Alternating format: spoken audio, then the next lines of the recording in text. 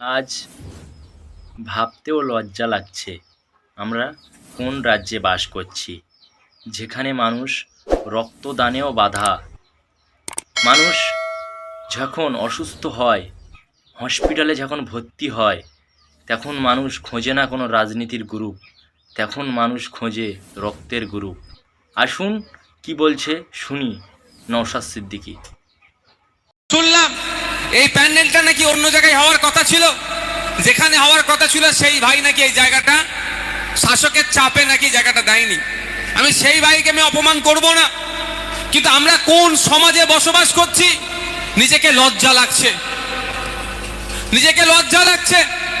একটা এই যে প্রোগ্রামটা হচ্ছে সাধারণ মানুষ উপকৃত হবে, এই রক্তটা যখন ব্লাড ব্যাংকে যাবে, মানুষের যখন রক্তের প্রয়োজন হবে, একবারের জন্য কিন্তু ব্লাড ব্যাংকে গিয়ে বলবে না যে আমি তৃণমূল করি, আমাকে তৃণমূলে রক্ত দাও, আইএসএফ এর আমার রক্তের প্রয়োজন নাই, একথা কিন্তু কেউ বলে না।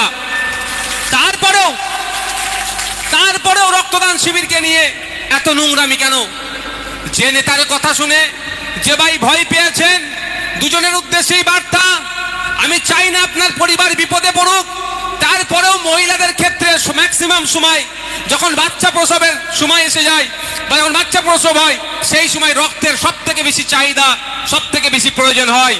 আপনার ঘরেও মহিলা সদস্য আছে, আপনার বাড়িরও মেয়ে আছে, আপনি কোনো মায়ের সন্তান, সেই মেয়েদেরকে জিজ্ঞাসা করবেন যখন বাচ্চা প্রসবের সময় আসে সেই সময় কতটা প্রয়োজন হয় রক্তের, তাই তাদেরকে অন্তত জিজ্ঞাসা করুন। আর আজকের এই মঞ্চ থেকে আমি বলে যাচ্ছি, যে ভাই জায়গা দেওয়ার জন্য অনীহা প্রকাশ করলো, ওই ভাইকে যে নেতা ডিস্টার্ব ভয় দেখিয়েছিল, দুজনের উদ্দেশ্যে বলছি, আপনাদের অপচেষ্টাতেও আমাদের প্রোগ্রাম কিন্তু বন্ধ করতে পারেননি। আপনারা ব্লক জুড়ে যে রক্তদান শিবির করবেন, আমরা একটা অঞ্চলে তার থেকে বেশি রক্তদান করে দেখিয়ে দেব, আমার মা বোনেরা প্রস্তুত আছে। তাই জায়গায় বলি, রক্তের প্রয়োজন আপনারও হতে পারে, রক্তের প্রয়োজন আমারও হতে পারে, রক্তের প্রয়োজন বাংলার মানুষের হতে পারে। এই রক্তের যে ঘাটতি চলছে সেই পূরণের জন্যই আমরা রক্তদান শিবির করছি। এই রক্তদান শিবির থেকে আমি অঙ্গীকার করে যাচ্ছি, যে ভাই জায়গা দেওয়ার জন্য মনস্থির করলো, পরবর্তীতে পার্টির চাপে নাকি সে জায়গায় দেয়নি, যে পার্টির নেতাটা চাপ দিয়েছিল তারও উদ্দেশ্যে আমার বার্তা, যদি কোনো সময় রক্তের প্রয়োজন হয় আমার নেতাগুলোদেরকে জানাবেন, গোপনে আপনার রক্তের ব্যবস্থা আইএসএফ করে দেবে। আপনার প্রচার আমরা পাবলিক ডোমেইনে দেব না। আপনারও রক্তের প্রয়োজন হয়, আপনার হয় না, আপনার পরিবারের হয়, কিন্তু দুর্ভাগ্যের বিষয় রক্তের জাত ছিল না, রক্তের ধর্ম ছিল না, রক্তের বর্ণ ছিল না, রক্তের রাজনৈতিক পরিচয় ছিল না।